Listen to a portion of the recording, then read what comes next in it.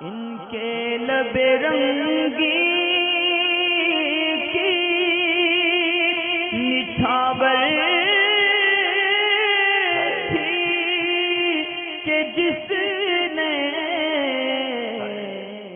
मजमू एक साथ जमा करके मैं उसके अंदर अर्ज़ करूँगा कि इंशाअल्लाह ताला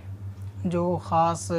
पेश आने वाले कुर्बानी के दिनों में ताल्लुक़ से जो गलत फ़हमियाँ या मसाइल है उसके अंदर कोशिश करूँ और इसके अंदर आपके जो है ना सारे सवालात जो हैं वो इंशाअल्लाह ताला ज़्यादा से ज़्यादा इसमें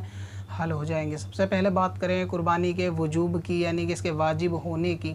तो देखें इसके अंदर अक्सर जो गलत फ़हमी पाई जाती है वो एक तो सबसे आम है, वो है यानी पैसे का हाथ में होना, कि लोग ये गुमान करते हैं कि अगर पैसा हाथ में नहीं है तो कुर्बानी वाजिब नहीं है, कर्ज़ा लेके नहीं हो सकती। तो ऐसा नहीं है। कुर्बानी अगर अपनी शराइत के अंदर मुकम्मल वाजिब पाई जा रही है तो उसके अंदर कुर्बानी को कर्ज़ा लेकर या अपने सामान को बेच कर भी कुर्बानी कराना उसके लिए वाजिब है। यानी यहाँ मुराद ये है कि कुर्बानी के लिए रकम का हाथ में होना ज़रूरी नहीं है, बल्कि माल का मालिक होना ज़रूरी है। और माल सिर्फ़ पैसे को नहीं कहते, बल्कि सोना, चांदी और दूसरी जो अशियाँ हैं जो हाजत असलिया से बाहर है उसको भी माल शुमार किया जाता है। अब ये कि कुर्बानी वाजिब होने के ताल्लुक़ से कि हाजत असलिया से ज़्यादा माल अगर मौजूद है, कि हाजत असलिया क्या है, यानी ऐसे सामान चाहे वो महंगे हो या सस्ते जो अपनी रोज़मर्रा की ज़िंदगी में इस्तेमाल होते हैं, तो उससे ज़ायद अगर किसी के पास सामान है तो वो हाजत असलिया से बाहर माने जाएंगे और जो इस्तेमाल होता है वो हाजत असलिया में माने जाएंगे। इस्तेमाल होने वाली चीज़ें अगर चे बहुत ज़्यादा महंगी हैं या ऐसी हैं कि जिनकी कीमत कुर्बानी के वाजिब होने की बराबरी उससे ज़्यादा है, तो भी ऐसी सूरत में कुर्बानी वाजिब नहीं कि जो चीज़ हाजत असलिया में। इसकी मिसाल इस तरह ले कि जैसे किसी के पास एक मोटरसाइकिल है जो 50 से 80 हज़ार के दरमियान की है और इस साल कुर्बानी वाजिब होने के लिए 23,000 या 22,000 रुपये की रकम 52.5 तोला चांदी की यानी बैठती है। तो अब 23,000 से ऊपर अगर 50,000 की गाड़ी है, लेकिन वो गाड़ी रोज़मर्रा के इस्तेमाल की है कि उसी से आना जाना ये सब चीज़ें हैं, तो उसको हाजत असलिया में गिनेंगे, उस पर ज़कात वाजिब नहीं होगी। इसी तरह घर के अंदर अगर एक फ्लोर पे 2 रूम है और दोनों रूम में अलग अलग फ्रिज हैं और अलग अलग इस्तेमाल होते हैं और वो दोनों इस्तेमाल ही के हैं, तो अगर एक की कीमत 15,000 है तो दोनों की 30,000 होने के बावजूद भी कुर्बानी वाजिब नहीं होगी। यानी जो चीज़ें ज़रूरत की इस्तेमाल होती हैं, महंगी हो, तो उनको उसमें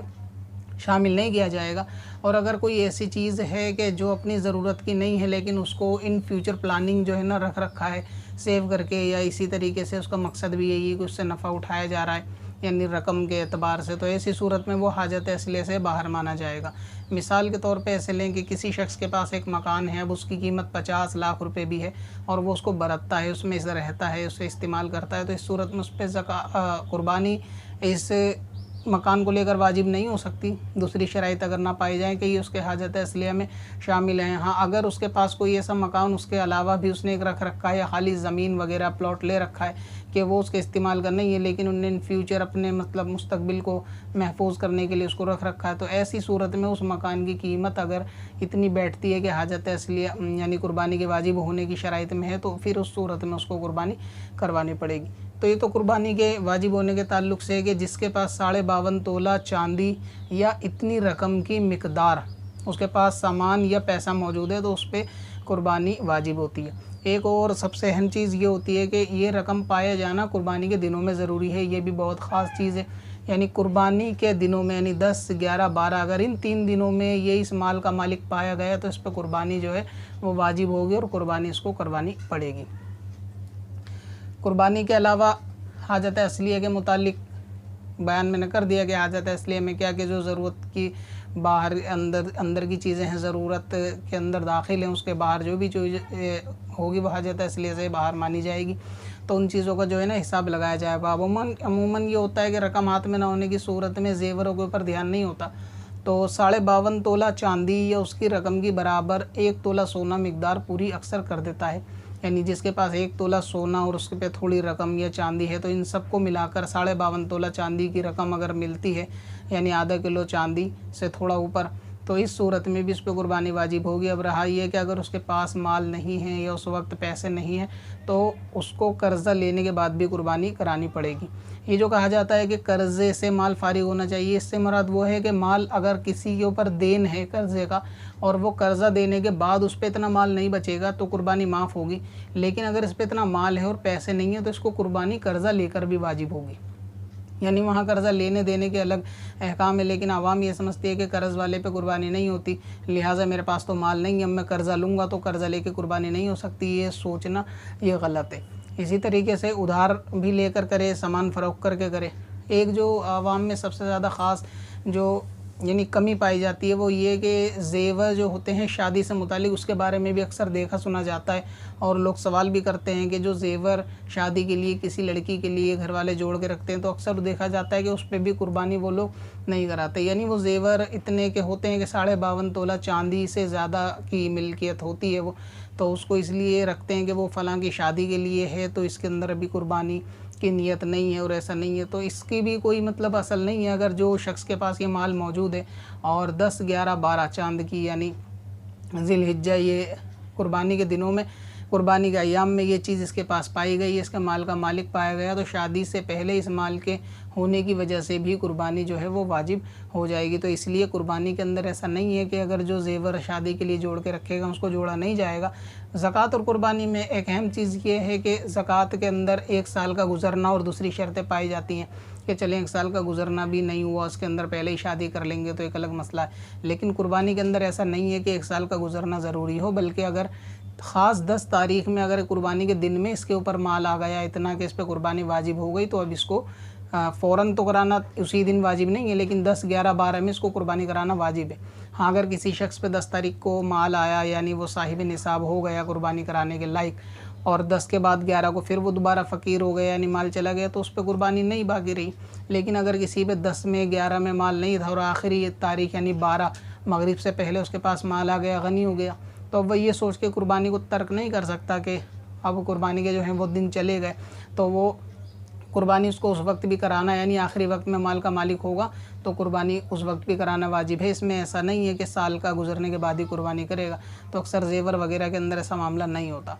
एक जो सबसे गलत फहमी आम और चलती आती है वो ये कि पहले घर में कुर्बानी बड़े के नाम की होती है, फिर छोटे के नाम की होती है, या पहले मरहूमों के नाम की होती है, वालिदैन की होती है। देखें, इसकी तो कोई असल नहीं है कि वाजिब जिसके ऊपर होगी उसके नाम की कुर्बानी जो है ना अदा होगी। अब वाजिब अदा करने के बाद अगर कोई बतौर एहसान अपने मरहूम या बुज़ुर्गों की तरफ से कराता है तो ये उसके लिए बहुत नेक बख्ती और अच्छी अलामत है और बहुत ज़्यादा सवाब का काम है। लेकिन ये उसी सूरत में सवाब का काम करार पाएगा जब इसने अपने वाजिबात को अदा कर लिया होगा। तो अगर ये शख्स ख़ुद अपने वाजिब को अदा नहीं कर रहा है यानी जिस पे माल है उसने अपनी कुर्बानी नहीं कराई और वो अपनी छोड़कर ये कहता है कि नहीं पहले वालिद की होती है फिर वालिदा की, फिर इस तरीके से जैसा आजकल ज़माना चल रहा है, तो ऐसा नहीं है। अगर कुर्बानी छोटे पर वाजिब है, उस पर माल है और बड़े पर वाजिब नहीं है तो उस पर बड़े पर कुर्बानी माफ़ है और कुर्बानी छोटे पर करानी पड़ेगी। यानी ये कि औलाद पे वाजिब होने की सूरत में और वालिदैन पे वाजिब ना होने की सूरत में औलाद को पहले अपने वाजिब को अदा करना होगा, अपने नाम से कुर्बानी करवानी होगी। ये अक्सर देखा जाता है कि पहले वो बड़े की करते हुए आते हैं फिर वो छोटे की होती है, इस तरह होता है।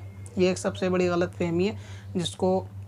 इस्लाह की ज़रूरत है और इल्म की ज़रूरत है इस मामले में, ख़ास तौर से ज़कात कुर्बानी के मसाइल में। दूसरा ये कि हिस्से लेने के ताल्लुक़ से भी कि जिस शख्स ने अगर अपना अकीका नहीं किया या उसका पहले नहीं हुआ और वो कुर्बानी के जानवर में अगर हिस्सा लेना चाहे तो उसके अंदर हिस्सा भी ले सकता, उसमें भी कोई हरज नहीं होता। हिस्से के अलावा एक चीज़ और होती है कि अगर जानवर में 7 हिस्से मुकम्मल नहीं होते, घर के 3 या 4 हिस्से मुकम्मल होते हैं, तो उसके अलावा उसमें अकीके के अलावा किसी अगर बुज़ुर्ग के हिस्से लेना चाहे, गौसे पाक के नाम का हिस्सा डालना चाहे, हुज़ूर अलैहिस्सलाम के नाम का हिस्सा डालना चाहे, ख्वाजा गरीब नवाज़ के या अपने पीर मुर्शिद के नाम का हिस्सा डालना चाहे, तो इसकी भी इजाज़त होती है कि वो उस कुर्बानी के जानवर में उसको भी जो है ना वो शामिल कर सकता है हिस्से को, इसमें भी कोई हरज नहीं होती। अकीके को भी शामिल कर सकता है, इसमें भी कोई हरज नहीं होता। एक ख़ास और अहम बात इसके अंदर एक ये भी है कि अक्सर जानवर जो कुर्बानी का होता है उसके अंदर एक चीज़ और देखी जाती है कि अगर आदमी के पास इतना माल है कि वो कुर्बानी का बकरा ले सकता है, तो अगर उसकी कीमत के मुताबिक बकरा नहीं मिलता तो वो ऐसा करता है कि अक्सर वो कुर्बानी को तर्क कर देता है और बाज़ लोगों में ये भी चीज़ देखी जाती है, वो ये समझते हैं कि बकरे ही पर कुर्बानी है, यानी उसकी फ़ीमेल पर बकरी पर कुर्बानी नहीं होती, तो ये भी गलत है। देखें, बकरी पर हो या बकरे पर कुर्बानी अदा करने से उसका वाजिब अदा हो जाएगा। हाँ, ये सोच के तर्क कर देना कि बकरी पे कुर्बानी होती नहीं है और बकरे के लायक मेरे पास पैसे नहीं है, यानी बकरा 12-15 हज़ार का है तो मेरे पास इतनी रकम नहीं है, सिर्फ 10,000 है, और बकरी अगर 8,000 की है तो मैं बकरी पे कुर्बानी करूँगा, होगी नहीं। इस लिहाज से कुर्बानी को छोड़ देना तो ये डबल गुनाह का मुस्तहक है। एक तो इस पे जो कुर्बानी वाजिब थी इसको इल्म नहीं था, इल्म ना होने की वजह से गुनाहगार, फिर अपने वाजिब को तर्क करने की वजह से या कुर्बानी को छोड़ देने की वजह से गुनाहगार। तो अक्सर इस मामले में ना पड़ें कि बकरा ही होना शर्त और ज़रूरी है। अगर देखें, अच्छा जानवर होना, बेहतर होना, उसको खूबसूरत होना, महंगा होना, ये सब उसके आदाब और मुस्तहब में से है कि अल्लाह ताला की राह में ऐसा ही करना चाहिए। लेकिन अगर ना होने की सूरत में कुर्बानी को तर्क कर देना तो कोई अक्लमंदी नहीं है। अगर बकरे की गुंजाइश नहीं है तो आदमी हिस्से की तरफ आए, हिस्से की नहीं है तो बकरी की तरफ आए, जबकि बकरी में वही 1 साल वाली शर्त जो उम्र की है वो पाई जाती हो, तो उसमें भी कुर्बानी कर सकता है। अब अक्सर जो रिवाज चला हुआ है वो एक रियाकारी का भी चला हुआ है कि अगर इस साल अगर 10,000 के बकरे की है तो अगले साल 20 की होनी चाहिए, या पड़ोसी ने अगर 20,000 की कराई है तो मैं 30,000 के जानवर की कराऊं, या अगर मैंने हर साल में अगर 20,000 के बकरे की कुर्बानी कराता आया हूं तो अब अगर मैं बकरी की कराऊंगा तो उसमें लोग क्या सोचेंगे, लोग इसके बारे में क्या बातें करेंगे। तो ये भी हमारा जो है ना जहन आजकल बना हुआ है कि अपने एक शान और शौकत और रियाकारी की वजह से, एक दिखावे की वजह से कुर्बानी को तर्क करना पसंद करते हैं, लेकिन सस्ते जानवर पे वाजिब अदा करना हमारा जहन में अक्सर नहीं होता। तो ये भी एक बहुत ही कॉमन सी मिस्टेक, और कॉमन के साथ मेजर मिस्टेक भी है, क्योंकि कोई छोटी मोटी गलती नहीं है कि वाजिब को जानबूझ के तर्क कर देना। तो इसका भी ख्याल रखें कि बकरी पर भी कुर्बानी अदा हो जाएगी, हिस्से पर भी हो जाएगी, और जिसके नाम पर वाजिब है उसी के नाम से हो जाएगी। अब ये कि मान लीजिए अगर औरत के पास जेवर है तो औरत पे कुर्बानी भी वाजिब होगी। अक्सर ऐसा देखा जाता है कि एक घर में 2 पर, 3 पर, 4 पर कुर्बानी वाजिब हो रही होती है कि चारों लोग माल के मालिक होते हैं, यानी हर शख्स पे इस कुर्बानी के साल में 2017 में दिल्ली में तो कम से कम 23-24 हज़ार रुपये पे कुर्बानी वाजिब है। तो अगर घर में औरत पे इतना जेवर है कि वो 25,000 का, 30,000 का बैठता और अमूमन बैठ ही जाता है, या घर में कमाने वाले पे इतनी रकम जुड़ी हुई है कि वो 25-30 हज़ार रुपये की बैठती है, तो इस घर में कुर्बानियाँ 2 होंगी। औरत के नाम की वो अपने वाजिब के अदा करने के लिए अलग होगी, और जिस शख्स पे दूसरे पे वाजिब है वो अदा अलग होगी। तो इसमें भी अक्सर ये देखा जाता है कि औरत ये कहकर यानी बरी ज़िम्मा होने की कोशिश करती है कि उस पर ज़ेवर तो होता है पहनने का, लेकिन उसके ऊपर क्या माल नहीं होता। तो ऐसा नहीं है। अगर ज़ेवर की कीमत भी बकरीद के दिनों में इतनी है कि वो वाजिब कुर्बानी उस पर हो, तो उसको वाजिब कुर्बानी करानी पड़ेगी। अब उसकी तरफ से कोई और कराए, या वो औरत कर्ज़ा लेकर कराए, या अपने ज़ेवर को बेच कर कराए, जिस सूरत में कराए उसको बहरहाल कुर्बानी करानी वाजिब है। औरत इस वाजिब से बरी ज़िम्मा नहीं होती, और अक्सर आवाम में देखा जाता है कि ख़ातून का इस तरफ जो है ना रग़बत होती नहीं है कुर्बानी ज़कात के ज़ेवर के ताल्लुक़ से। पत्थर में असल लाले